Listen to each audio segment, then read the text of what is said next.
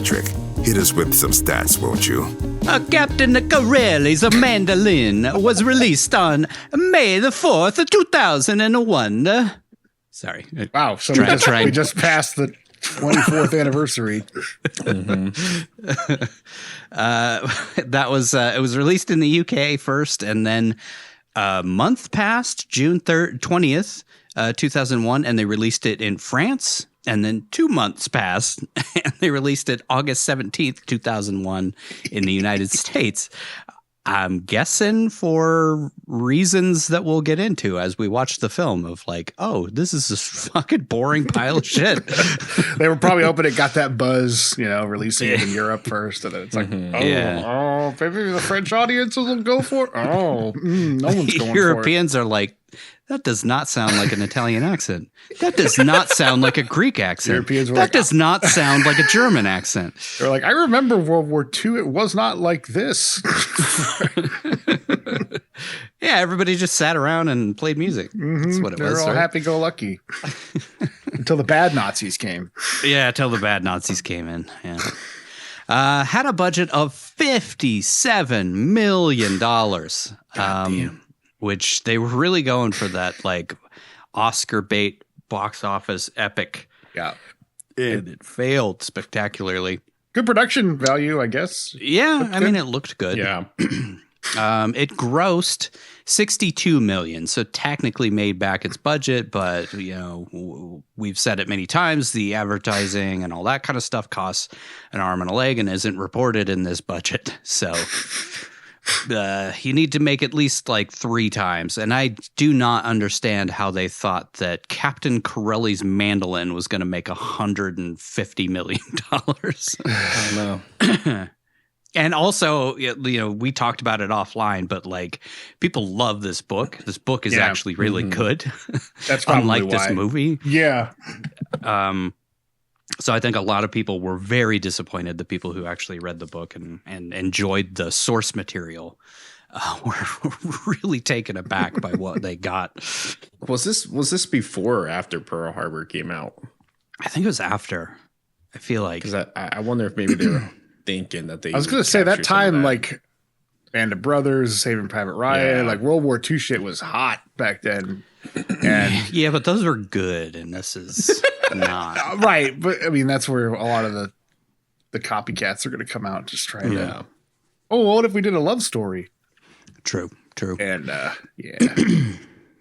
We did a love story based in Pearl Harbor was also 2001, so it may have actually come out after this. It's kind of hard to. I bet that's why they pushed the U.S. launch, or maybe still September, because I want to say Pearl Harbor would have came out in the summer. So they had 2 shitty romance movies set with love triangles set in World War II. Pearl Harbor is a classic. At least one was somewhat based on a true story, and the other one was Pearl Harbor. This was directed by John Madden, legendary coach of the Oakland Raiders and creator of the Madden football games, whose catchphrase was "Boom, tough acting to acting."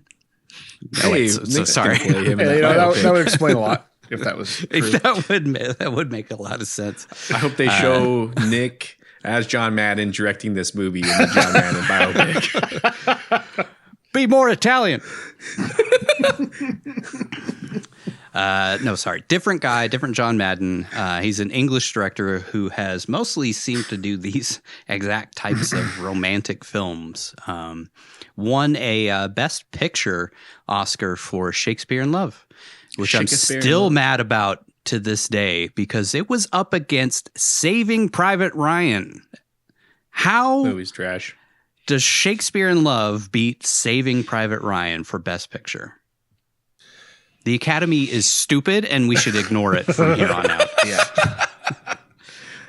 He also directed the Best Exotic Marigold Hotel, which I've never seen, but I've heard is one of those beloved kind of like chick flicks, for lack of a better word. And most recently did a film called Operation Mincemeat in 2022, which I've never heard of. Oh, wow. I don't know. It's another Have you heard War of that? II. No, but I've heard of the actual like operation. It's a pretty cool story. That's the one where they dressed up a corpse and made it seem like it had plans for D-Day. Like they put fake plans for D-Day on it and dropped it off somewhere where the Germans would intercept it to try and throw off the thing. So, some British soldier who died that doesn't have been honored, but like they made him seem like he was a person he totally was. I can't remember exactly the details of it, but look up Operation Mincemeat. It's a pretty cool story. It actually helped D-Day happen. It sounds like a really interesting story that was probably turned into a really boring movie. That I bet they made a love triangle, added a love triangle to it for no fucking reason, and it's probably a snooze fest. Some chick's in love with the dead body. It's Weekend at Bernie style. Starring Colin Firth. Yeah, so they got some good talent to probably make a garbage movie. Great. It's on Netflix. You can all check it out right now. Also, weird fun fact for Nigel, this John Madden directed a series of radio adaptations of the original Star Wars trilogy between 1981 and 1996. Who was asking for a radio adaptation of Star Wars in 1996? For some reason, those are actually pretty beloved among the fandom. God damn it. That just sounds like a passion project of Lucas. He liked old serials and old movies and shorts. Probably loved old radio serials. Yeah. But, could see that. When you have endless supply of money, you just throw it at radio productions in 1996. Yeah. This was based on a book by the same name, written by English novelist Louise de Berniers, I think is how you say it, who is still writing to this day, but has never enjoyed the same level of success that he had with Captain Corelli's Mandolin. He strongly disapproved of the film version, commenting it would be impossible for a parent to be happy about its baby's ears being put on backwards. Yeah, I can't fault him for that. I will say there's only one part of the movie that I actually liked. And it seems like it was lines taken directly from the book. So must have been, yeah. Yeah. Some of my favorite, like there's some really great quotes, and I'm like, that had to have been from the straight book. Word from word. Yeah. He did say that there are some redeeming qualities, and particularly really likes the soundtrack. So there's that. The screenplay was done by Sean Slovo, who is a South African female screenwriter who wrote a film called A World Apart based on her childhood experiences under apartheid. So I guess that's, the right person to choose for this, but at the same time, it's like she didn't do a great job adapting what seemed like it probably was a fairly straightforward book to adapt. But I don't know. I feel like there had to have been a lot of studio stuff with this one. Yeah. It just feels like they just wanted to stretch it into some big, it feels like one of those movies that was put out specifically to try and win an Oscar. Yeah. Yes. Uh-huh. She also wrote a film called Catch Fire, starring Derek Luke and Tim Robbins, which is also about the joys of apartheid. So she has a distinct niche that she likes to write about, occupied and kind of enslaved people. Moving on. This was shot by John Toll, who... I would say one of the redeeming qualities of this film is the cinematography. Yeah. So it's unsurprising that he has a couple Oscar wins under his belt for Legends of the Fall and Braveheart. He also shot The Thin Red Line, Almost Famous, Vanilla Sky, The Last Samurai, Gone Baby Gone, Tropic Thunder, The Odd Life of Timothy Green, Iron Man 3, and sadly, The Matrix Resurrections. The Last Samurai. So he worked with whoever the guy who did Outcast. I can't remember. Yeah. I can't even remember. That guy. Yeah, that's right. The stunt director/director. Yeah. Really interesting. That's quite a pedigree of great shot movies. Yeah. And then The Matrix 4. Yeah. Hey. It's a good movie. It looked okay sometimes. It's a good movie. This one was kind of mind blowing. He also shot the pilot episode of Breaking Bad. Really? Which is kind of nuts. Yeah. That's the only thing he shot for the series? He never did any more? I didn't see any other credits. Wow. But I think, it's like a lot of times when you're first launching a movie, you kind of reach out to the big heavy hitters for the pilot, at least. Yeah. So, it makes sense that they would reach out to a more established name like John Toll, 2-time Oscar winner. Yeah. I mean, that's a great set pilot. The tone for it. I was sold on that series from that episode. So 100%. Yeah, it set the tone for the whole thing. Yeah. Damn.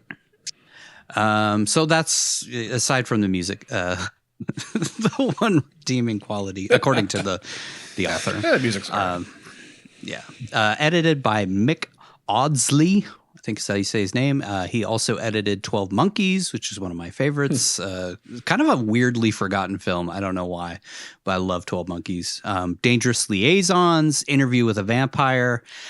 Sadly, the worst edited Harry Potter film, in my opinion, The Goblet of Fire, which is like a fucking mess the first like 45 minutes. And then it turns into a movie. But it's like they had to set up so much in that first 45 minutes that it is just a clunky mess. Then he did that movie Everest about that tragedy that happened on Everest. Oh, yeah. Which was a pretty decent film. I got to watch that soon. Amber got like really into Everest for a few weeks, and so she really wanted to watch that. We haven't had a chance to. It's decent, yeah. Good cast. Good cast. The effects are kind of so in spots, but it's a pretty decent movie. And then he did the new Murder on the Orient Express adaptation and Zemeckis's version of Pinocchio that was. It's supposed to be Guillermo del Toro's version of Pinocchio. I don't know what the fuck happened in that film. For better or worse. Guillermo del Toro curse keeps striking, I guess. Yeah. Zemeckis has really gotten into that creepy Uncanny Valley mocap thing the last few years. I don't know why he can't just do like a movie anymore. Just has to make these weird ass creep fests. But anyways, and then music by Stephen Warbeck, also a major saving grace of the film. The only reason this thing isn't getting like a 2. Yeah. English composer who won an Oscar for Shakespeare in Love as well, for best score. Did the music for a film called The Man in the Hat recently that he also directed, which I think is a first for us. I don't think we've ever had a composer who ended up directing anything at any point. He also has 137 IMDb credits that he has scored since 1985, including the score for the film Mystery Men, which is a favorite of 40-year-old hacks who dress like 13-year-olds like us, as one very kind YouTube comment pointed out. Thanks again for that. Thanks again for that. I love that person. If you ever need your self-esteem taken down a notch, just start a YouTube channel. It's a good way. Oh, these greasy fucks talking about this movie. Ratings, unsurprisingly, this has a 28% on Rotten Tomatoes, 4.4 out of 10 on 119 reviews. Justified. Very justified. Yeah. 119 reviews. 28% gave it less than a 6. Ouch. Ugh. I feel like if you came into it kind of dumb, you could be like, oh, it's decent. I don't know. It felt like it should be decent. Yeah, coming into it dumb's almost worse because you're like, all right, this seems all right. And then like, I don't know. There's a certain point where you're like, is anything going to fucking happen in this movie? And then like, no, not really. By hour 7, you're like, Jesus Christ, just when is it going to end? Surprisingly, audience score, 50%. 50%? No. Come on, dude. Metacritic score, again with the critics, 36%. Going over to the awesome Chicken Jockey Letterboxd. 2.7 out of 5, which I feel like is Yeah, I guess it's right on par with that 50%. That's a little bit higher than 50 for some reason. The real audience is stupid, is what we have really surmised going forward. And there's no more proof positive than that. And the IMDb score, which is 5.9 out of 10. 5.9, fuck you. No, this is not 5.9 out of 10. On Amazon, this has like a over 4.5 out of 5 stars rating. I was like, are you fucking kidding me? Are you on drugs? A nearly Did you watch perfect the score? same movie that we watched? I still love the fucking story that you sent over, Nigel, of the guy getting seasick on a cruise, and the Redditor. only thing that was like playing in his hotel room or his cabin was Captain Corelli's Mandolin on repeat. Laid up with food poisoning on a cruise, just forced to watch Captain Corelli's Mandolin 50 times. That does sound like a circle of hell, doesn't it? It does. Yeah. And then finally, cinema score A-, which seems generous. Yeah. I mean, I know generally anything less than an A is terrible, so A- is not great, but that's like, really? Still feels high. I don't know. The majority of people who went and saw that opening day were like, yeah, it's good. Yeah, because the audience is stupid, as we've seen.